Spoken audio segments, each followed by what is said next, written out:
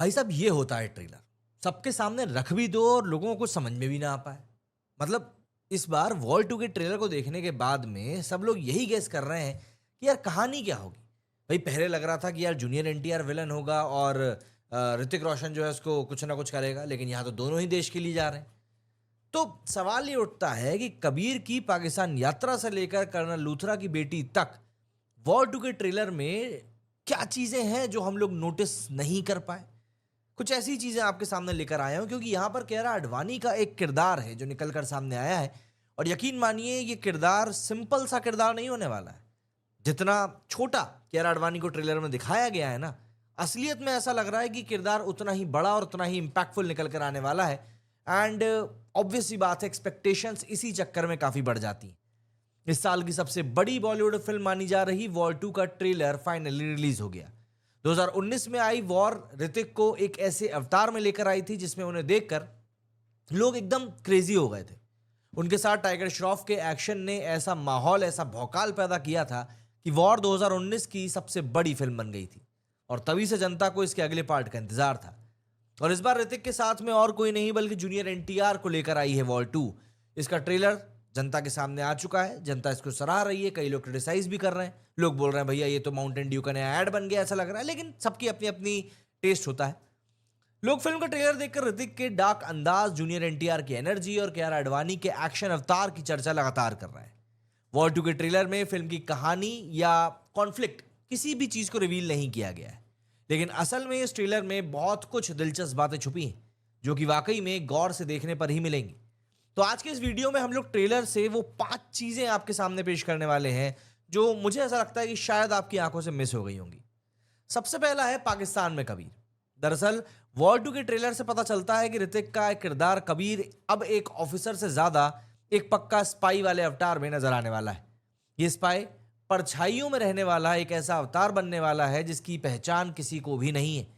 वो बस अंडरकवर रहकर पूरी दुनिया में भारत के लिए एक बड़े मिशन को अंजाम देगा। ट्रेलर के शुरुआत में कबीर को दुनिया भर में अपने मिशन के लिए छिपते लड़ते दिखाया गया है। उसी दौरान एक शॉट झट से निकल आता है। इस शॉट में ऋतिक पठानी कुर्ता सलवार पहने हुए हैं, गले में ताबीज पहने हुए हैं और एक ऐसे बाजार टाइप जगह पर हैं जिसे देखकर आपके फिल्मों में पाकिस्तान के बाजार और गलियों के विजुअल्स याद आ जाएंगे। इस बाजार में दुकानों पर उर्दू में लिखे साइन बोर्ड्स भी हैं और पूरी सेटिंग वैसी है जैसा कि आपको बजरंगी भाईजान या फिर दूसरी फिल्मों में जहां पर कि पाकिस्तान दिखाया जाता है वैसा नजर आता है। इससे एक वाइल्ड गेस लगाया जा रहा है कि ऋतिक का किरदार हो ना हो वॉर 2 में अपने मिशन के लिए पाकिस्तान में भी पहचान बदल कर रहता हुआ दिखाई देगा। इसके अलावा एक पॉइंट और निकल कर आ रहा है कि यह पहली नॉन पाकिस्तानी फीमेल एजेंट हमको दिखाई देगी। दरअसल कियारा आडवाणी का ऋतिक के साथ में एक फाइट सीक्वेंस वॉर 2 के ट्रेलर में हाईलाइट किया गया है। ट्रेलर में आगे उन्हें वर्दी में भी दिखाया गया है और वो सैल्यूट करती हुई नजर आती हैं। वो कैप उनकी वर्दी का हिस्सा है और उस पर लिखा है स्काई फोर्स। फिल्मों में किसी फोर्स का नाम डायरेक्ट दिखाने से कई बार विवाद हो जाता है। शायद इसीलिए इस फोर्स का नाम इंडियन एयर फोर्स दिखाने के बजाय स्काई फोर्स रखा गया है। मगर क्या आपने एक और चीज ध्यान से देखी? एक था टाइगर से शुरू होकर पठान तक आ चुके स्पाई यूनिवर्स की लीडिंग फीमेल स्पाई अभी तक पाकिस्तानी ही थी।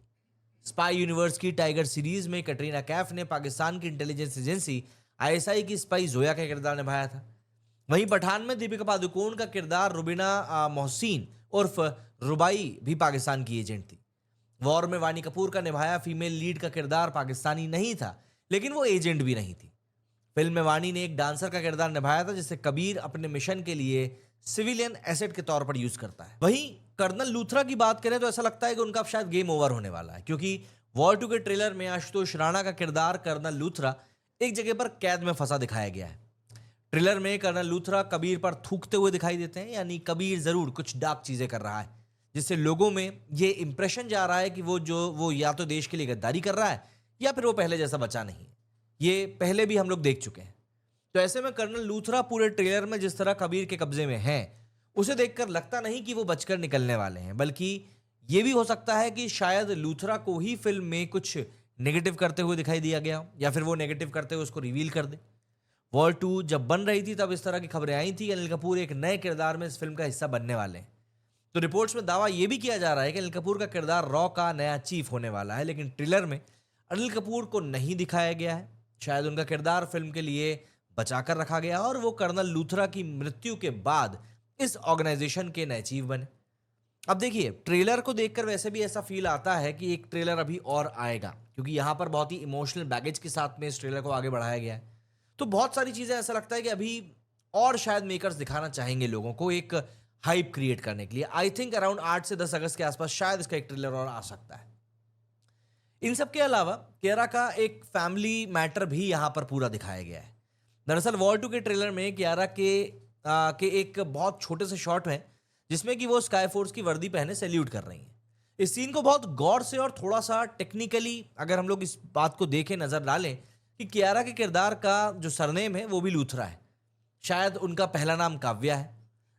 फिल्मों में एक जैसे दो सरनेम कभी भी संयोग नहीं होते, यानी कि पूरा चांस है कि कहानी में कियारा कर्नल लूथरा की बेटी का किरदार निभा रही हैं।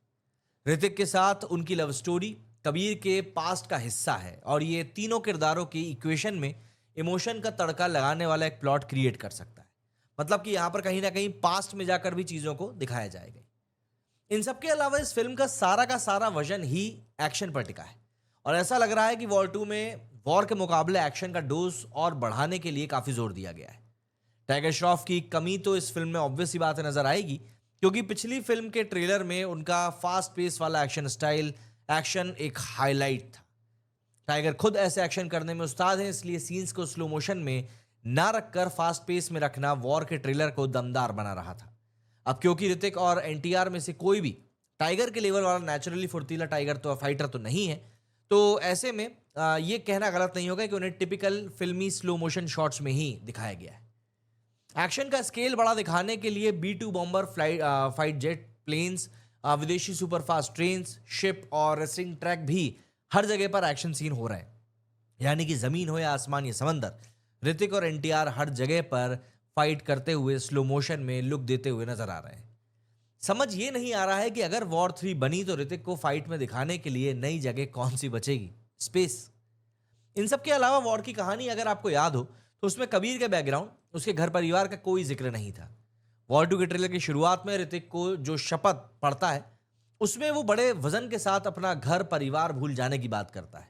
जैसा कि हमने पहले ही आपको बताया कि फिल्मों में ऐसी डायलॉगबाजी ऐसे नहीं होती है, इन सब का कोई ना कोई एक मतलब होता है। तो क्या ऐसा चांस है कि जूनियर एनटीआर का किरदार यानी विक्रम कबीर का भाई निकले, या फिर इन दोनों में किसी और या किसी तरह का कोई और पारिवारिक कनेक्शन निकले?